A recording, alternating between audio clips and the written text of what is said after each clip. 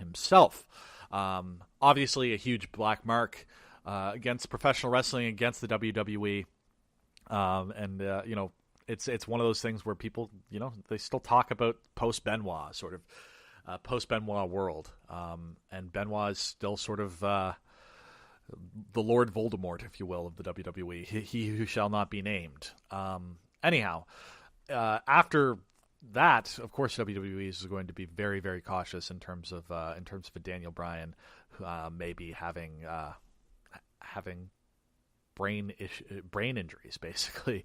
But God, I keep on coming back to this and not actually making the point. Newsweek article where one of the doctors that checked Bryan said that he didn't actually have any, based on the scans and the MRIs and things that he had seen. Daniel Bryan probably didn't actually have any significant brain injuries at all, any history of that at all.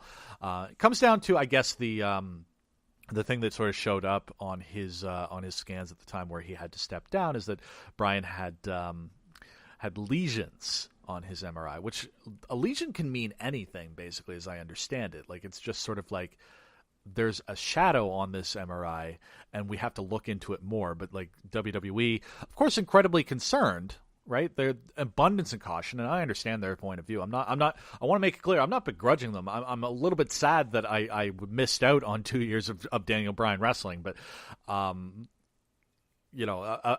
like, it was much ado about absolutely nothing in the end. So regardless, he's back. He gave an amazing speech at the top of SmackDown this past week, and then at the back half of SmackDown, they did some storyline stuff. I won't get into the whole thrust of it, the whole kit and caboodle, but like, long story short, a couple of bad guys ended up beating him up, and the fact that they were willing to do an injury angle with him actually gives me a whole great deal of hope. If they're willing to put him on a stretcher in a storyline context, that gives me a hope for his actual physical well-being. So that's good.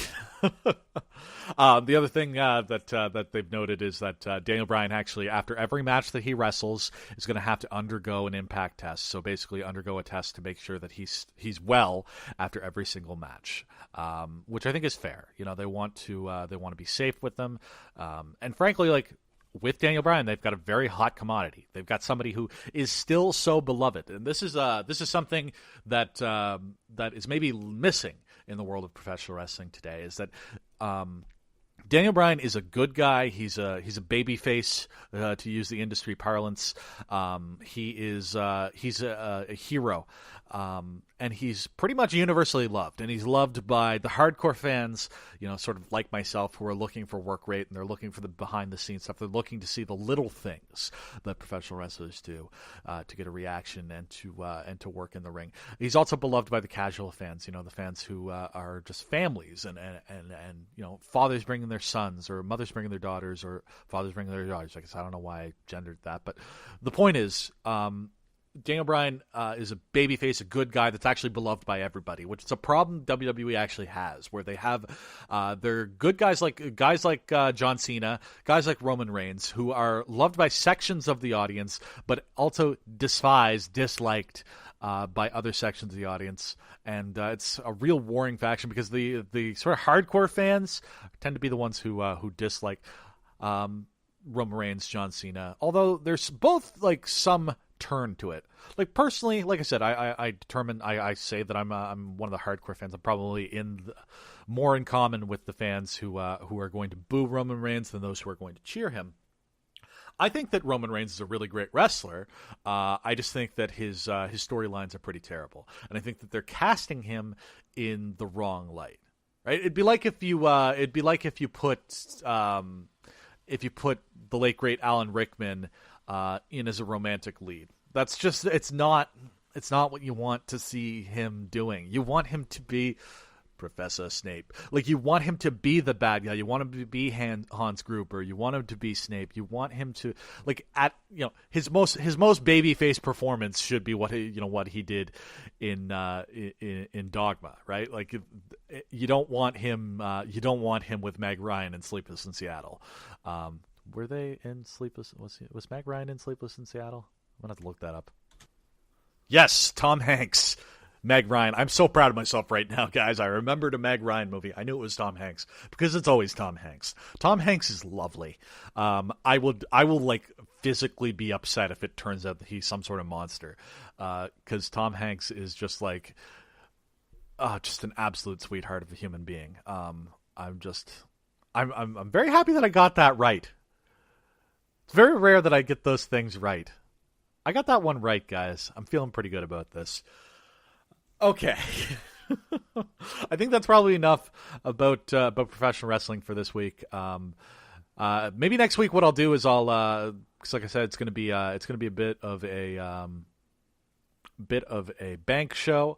I think next week I'll have a little bit more of a sense, at the very least, of what I can assume the WrestleMania card will be. I'll spend a bit of time next week sort of running down what's going on WrestleMania, what's going on NXT. They of course run NXT, sort of WWE's feeder system. If you don't know, they sort of are running one of their big shows of the year at WrestleMania weekend as well. So I'll run through what's going on. I'll give you a sense of what I'm looking forward to. I'm even going to do some quick predictions, so we can take a look and see what how wrong I am, more than anything else, I guess. So. Right, where was I? What was the point of this segment? Oh yeah, Daniel Bryan is Tom Hanks and Roman Reigns is Alan Rickman, I guess. I think that was sort of the thrust of this portion of the episode, right? Okay. On the other side of this, sound quality is going to be a little bit different. We're going to actually be doing something a little bit new here for the John Dulong Show.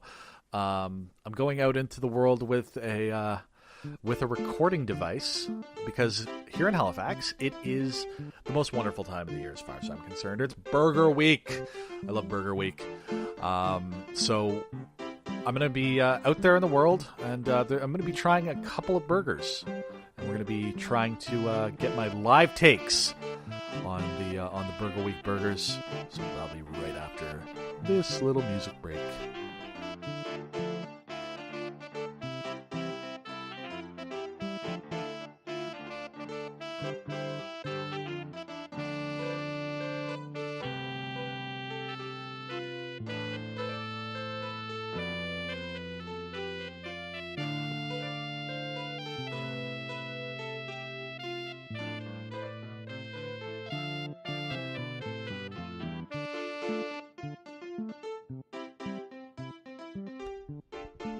Seems like we are a go. Welcome to the John Dulong Show on the road for the very first time.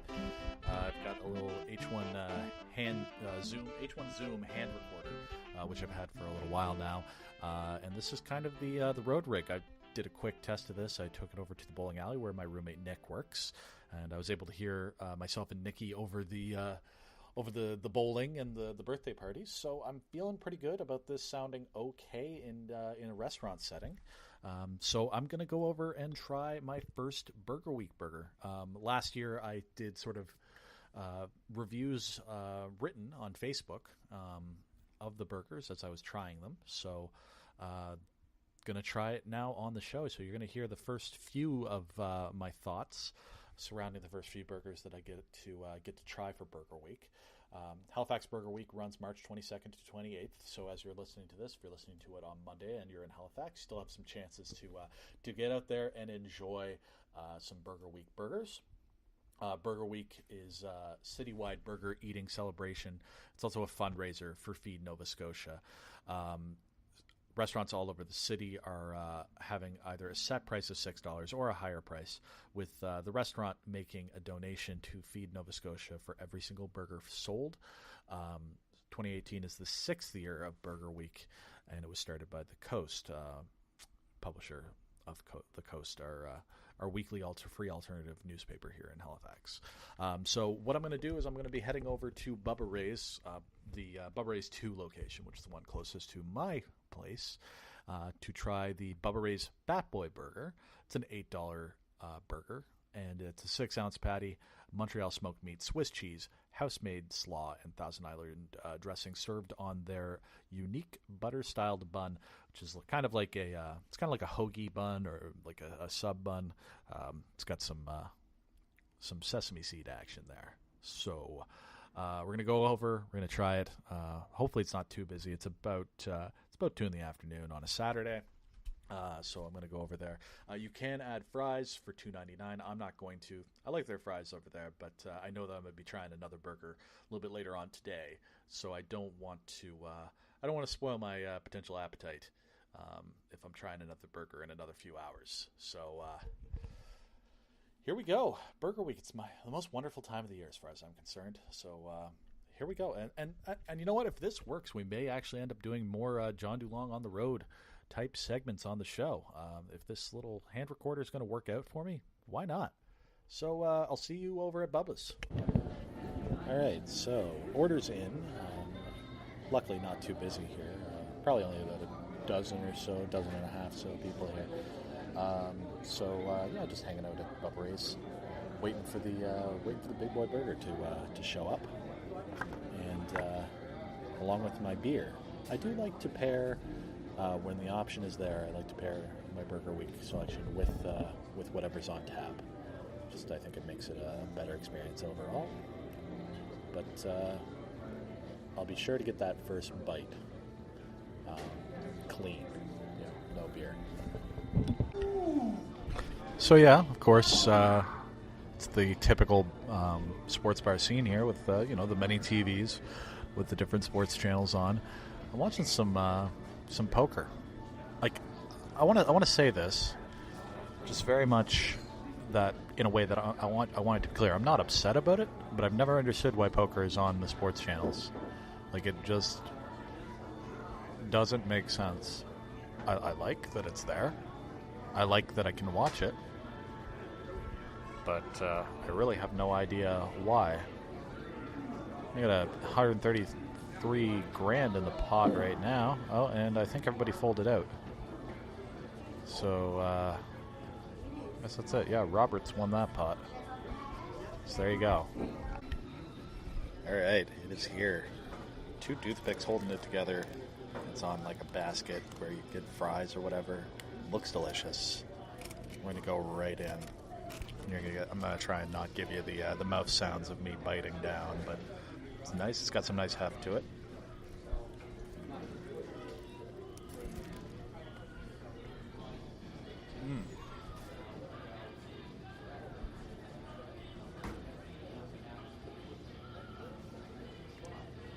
All right.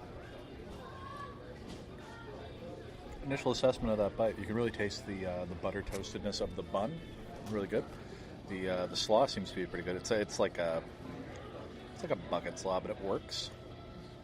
The Swiss is really tasty. The Montreal smoked meat is almost has like the look of like undercooked bacon, which I'm on board with. And the burger patty itself is quite like they're clearly using like a medium blend. But the Thousand Island gives it a nice sort of sweet tanginess at the end. It's good. It's really good. So I'm probably a little over 3/4 of the way down the burger now. Further thoughts. I would have preferred that the coleslaw was a little bit more shredded cabbage. This is quite heavy on the mayo. Just doesn't give you the texture, which would be nice. The smoked meat, I think, is actually just pastrami, which is fine, but just don't call it Montreal smoked meat if it's just going to be regular pastrami. It's got a good taste to it, don't get me wrong. That's what that texture thing was that I was talking about. The bun is still really good. And the burger itself is really solid, and it works well with the Thousand Island. It's just I wish that the coleslaw was a little bit more like the cabbage was shredded with some carrot in there, and as it is, it's kind of like what you would expect to see at like KFC.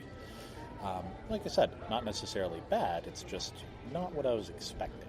So I'm going to give this one a 1 thumb up. Certainly worth trying. I'd be a little bit happier with it if it was just a $6 burger rather than the $8. But you know what? worthwhile going for. If you can only have one burger this week, I don't think this should be it. But if you are going to be trying a few different offerings over Burger Week, this is definitely a good one to go after.